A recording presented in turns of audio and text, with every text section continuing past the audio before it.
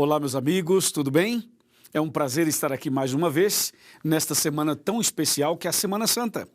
E eu estou feliz em poder, cada dia, estar junto com você, com a sua família, para participar dessas meditações tão importantes, não é mesmo?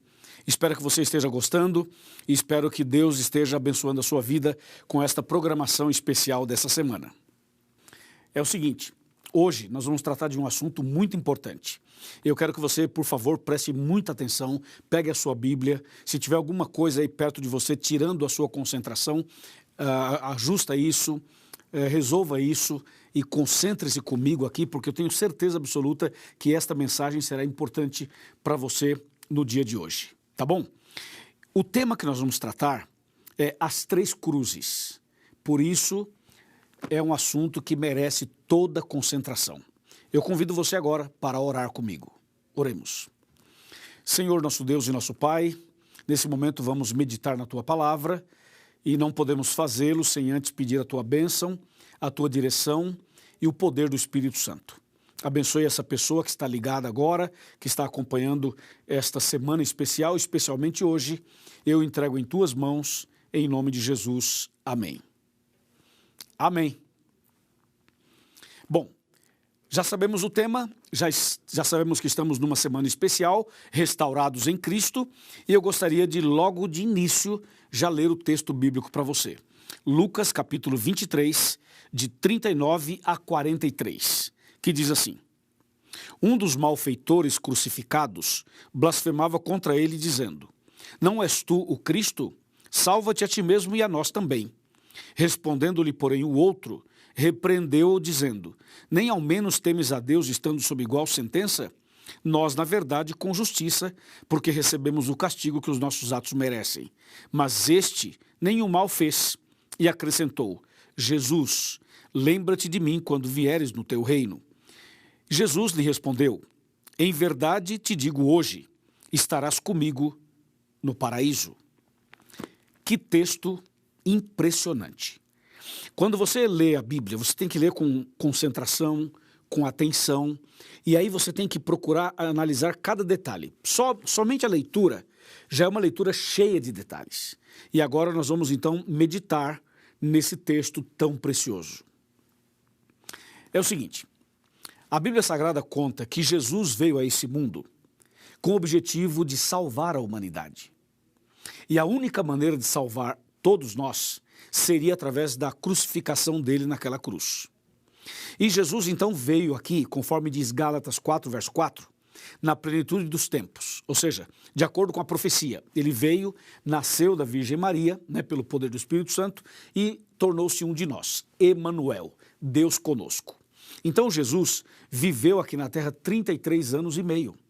Durante todo esse período que Jesus viveu aqui, ele viveu entre os pecadores, se aproximou das pessoas mais rejeitadas e abandonadas deste mundo, deu atenção para pessoas que não eram queridas pela sociedade, pessoas que eram rejeitadas e humilhadas. Jesus foi lá, deu atenção, abençoou, curou, restaurou e atendeu pobre, rico, atendeu homem, mulher, atendeu pessoas que eram líderes e pessoas que eram lideradas, atendeu gente famosa, gente anônima. Jesus passou o seu ministério inteiro em contato com o ser humano pecador.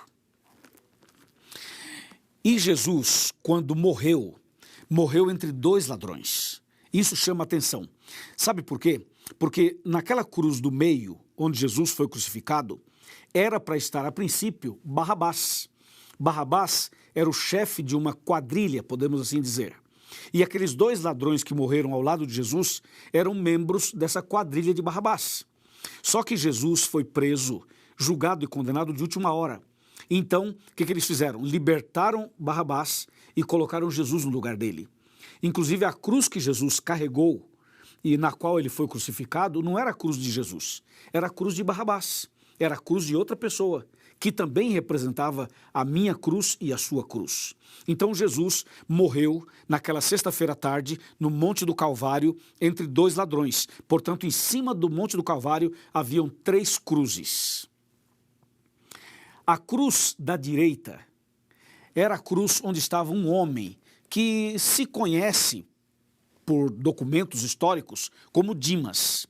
E o outro da cruz da esquerda, alguns acham que o nome dele era Gestas. Então, esses dois eram os dois ladrões. E Jesus, que estava na cruz do meio, morria pelos dois e morria por toda a humanidade. Então, nós poderíamos colocar assim, a cruz de Dimas, ou seja, o próprio Dimas, que foi o ladrão que se arrependeu, esse morreu para o pecado. Do outro lado, o Gestas, o que não se arrependeu, morreu no pecado. E Jesus Cristo, na cruz do meio, morreu pelos pecados dos dois, pelos meus, pelos seus e pelos pecados de toda a humanidade. Então fica assim, um ladrão morreu para o pecado, o outro ladrão morreu no pecado, e Jesus morreu pelos pecados. O que isso significa? Atenção, significa que morrer para o pecado significa abandonar o pecado, significa se arrepender, significa reconhecer e aceitar Jesus como Salvador e reconhecer que você é pecador, que você necessita de Jesus. Então aquele ladrão, ele morreu para o pecado. Ele na cruz se arrependeu, na cruz ele aceitou Jesus. Morrer para o pecado é morrer salvo, é morrer arrependido, é morrer nos braços do Pai, é morrer, mas antes de morrer, entregar o coração ao Senhor. Morrer para o pecado é morrer salvo. Mas do outro lado estava o Gestas, que morreu no pecado.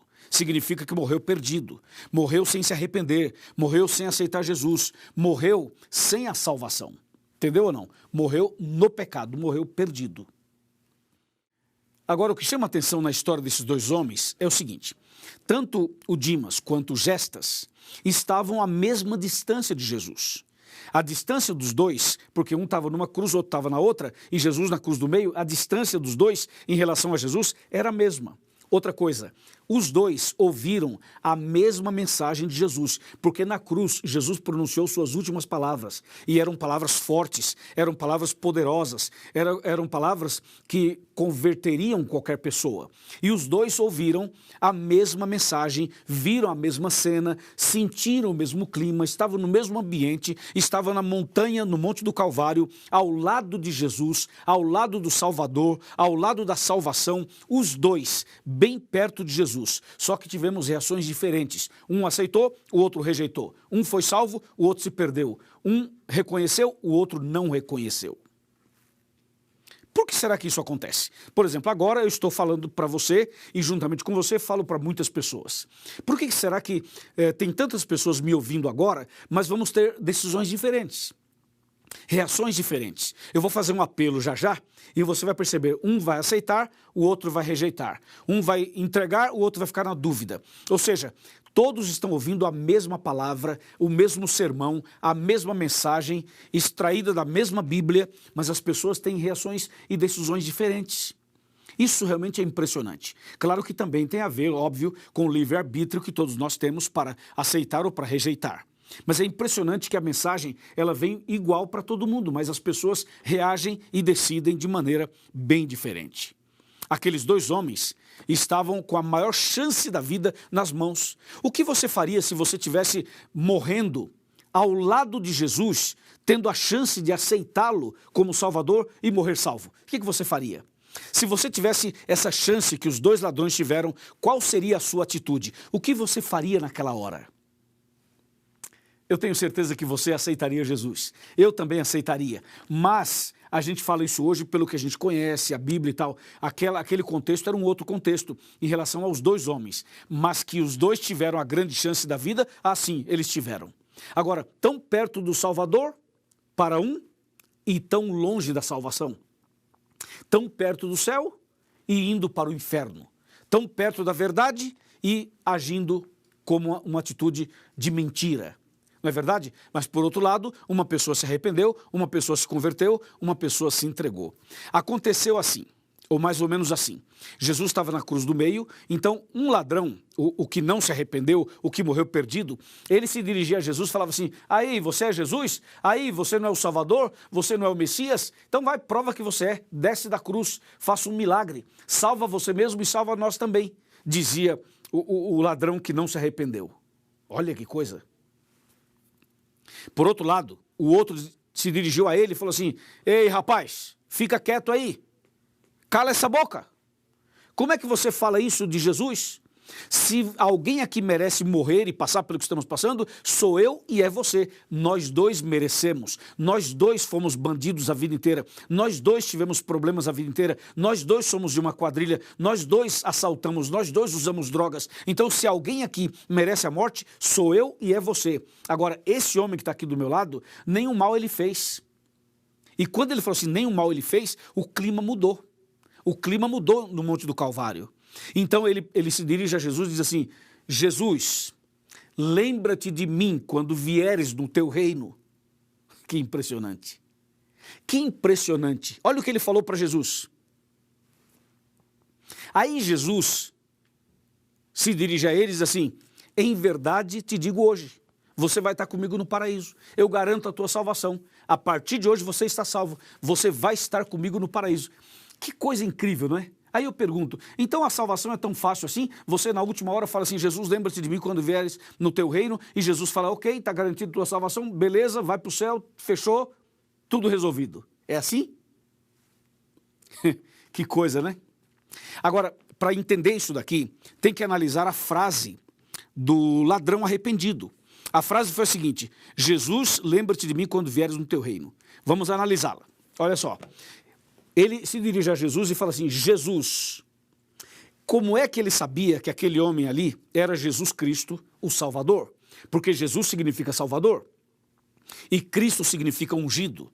Quando ele fala Jesus, ele está dizendo assim, eu sei quem você é, eu conheço você, eu já ouvi muito de você, eu sei que você é Jesus, sei que você é o Cristo, sei que você é o Salvador, sei que você é ungido, eu sei quem você é.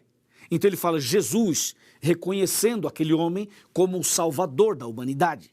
Daí ele fala assim, lembra-te de mim. Quando ele fala lembra-te de mim, ele está dizendo assim, eu não mereço, eu sou pecador, eu sou um ladrão, eu sou um malfeitor, eu sei quem eu sou. Mas por favor, Jesus, você pode lembrar de mim? Não esqueça de mim, por favor. Eu não mereço, mas eu te peço misericórdia, lembra-te de mim. E ele continua. Ele fala, lembra-te de mim quando vieres. Aí isso é, como diz em espanhol, é demasiado para mim. Como é que ele fala, lembra-te de mim quando vieres? Vem cá, esse ladrão arrependido, como é que ele sabia que Jesus iria voltar? Ele fala, quando vieres? Interessante, mas Jesus não estava do lado dele morrendo? Sim, estava. E como é que ele sabia que aquele homem, Jesus, que estava do lado dele morrendo, iria voltar? Você viu que ele fala assim, Jesus, lembra-te de mim quando vieres. Então ele sabia que Jesus um dia voltaria. E da onde ele tirou isso? Como é que ele aprendeu isso? Ele fala, lembra-te de mim quando vieres. Ele sabia sobre a volta de Jesus, ele sabia que Jesus um dia voltaria. Isso é impressionante, não é? Isso é emocionante, você não acha? E ele finaliza a fala dele dizendo assim, lembra-te de mim quando vieres no teu reino. Então veja, meu amigo e minha amiga, quando ele fala quando vieres no teu reino, ele está reconhecendo que Jesus é rei, que Jesus tem um reino. E se Jesus tem um reino, obviamente que Jesus é rei. E não é rei qualquer não, é rei dos reis, senhor dos senhores. Você entendeu que a frase que aquele ladrão arrependido disse a Jesus não era uma frase qualquer, era uma profissão de fé, era um voto batismal. Você percebeu que aquela fala dele era uma fala profunda, impactante, impressionante? Não é mesmo? Ele falou claramente, Jesus, lembra-te de mim quando vieres no teu reino. Isso foi tão sincero, tão verdadeiro, que tocou o coração de Jesus. E Jesus viu a sinceridade dele e respondeu imediatamente, disse, meu filho, eu te dou a minha palavra hoje, eu te garanto hoje, você está salvo. Você vai estar comigo no paraíso, e garantiu a salvação dele. Aleluia! Deus seja louvado por isso. Não é maravilhoso isso? Então significa que você e eu também podemos nos arrepender. Podemos nos arrepender hoje. E existem pessoas que vão se arrepender no último instante, perto da morte, e serão salvos também. Por isso, meu amigo e minha amiga, Jesus morria pelos pecados dos dois e pelos pecados de toda a humanidade. Agora eu quero fazer uma colocação para você. Você viu que há chance de salvação para toda e qualquer pessoa que se arrepende? Pode ser um ladrão, pode ser um sequestrador, pode ser uma pessoa que está envolvida com drogas, pode ser um traficante, pode ser um rico, pode ser um pobre, pode ser um evangélico, um católico, um espírita, um ateu, um agnóstico, um muçulmano, um budista, um judeu, pode ser um hindu, seja lá quem for, não importa quem você é, o que você fez, por onde você andou, o quão distante você andou, saiba de uma coisa: Jesus olha para você nesse momento e diz assim: meu filho, eu te garanto, você vai estar comigo no paraíso. Mas para Jesus falar isso para você, você precisa se arrepender, você precisa reconhecer Jesus como seu Salvador, você precisa ter essa crença, essa fé desse homem, quando ele diz: Jesus, lembra-te de mim quando vieres no teu reino. Você precisa reconhecer quem é Jesus, aceitar Jesus. Você precisa também reconhecer quem é você, o seu pecado, a sua fragilidade, a sua pequenez, o seu estado miserável de pecador. Tem que reconhecer e tem que saber que Jesus, que morreu na cruz, é o seu Salvador, é o ungido de Deus, Salvador da humanidade, e que ele vai voltar em breve para nos buscar. Você crê nisso? Você aceita isso? Se você crê na palavra de Deus, nas doutrinas bíblicas, nas verdades bíblicas, se você crê de todo o seu coração, então hoje você pode dizer como este homem: Jesus, lembra-te de mim quando vieres no teu reino. Ele vai lembrar de você, ele vai te dar o perdão e a salvação. Amém? Amém. Isso é extremamente importante, isso é indispensável. Então Jesus garantiu a salvação daquele homem. Aquele homem se arrependeu, morreu para o pecado. Mas o outro morreu perdido, morreu no pecado, porque não quis, não aceitou. Eu pergunto, e você? E você, se você tivesse que morrer hoje, se você morresse hoje, se hoje fosse o último dia na terra, você morreria para o pecado ou morreria no pecado? Você morreria salvo ou morreria perdido? Você estaria em Cristo ou estaria sem Cristo? Como seria a sua situação se hoje fosse seu último dia na terra? Você não quer agora aproveitar esse momento e tomar uma decisão e cair de joelhos e falar: Senhor, lembra-te de mim quando vieres no teu reino? Você não quer ser restaurado em Cristo e por Cristo? Você não quer hoje fazer uma decisão como você nunca fez na sua vida? Você não quer hoje abrir o seu coração e falar: Senhor, eu não mereço, eu sou pecador, eu já fiz isso, já cometi tal pecado, mas hoje eu quero começar uma vida nova. Você aceita? Se você aceita, abra o seu coração, levante a sua mão e nós vamos ajudar você, e você vai ser um grande vencedor, uma grande vencedora. Se você assim deseja, se você assim quer, feche os seus olhos, eu vou orar por você. Meu Deus e meu Pai, nesse momento eu entrego essa pessoa nas tuas mãos. Ela acaba de tomar a decisão, e naquele dia final, que ela esteja entre os salvos e receba a coroa da vida eterna. Eu entrego nas tuas mãos esta pessoa. Em nome de Jesus, amém.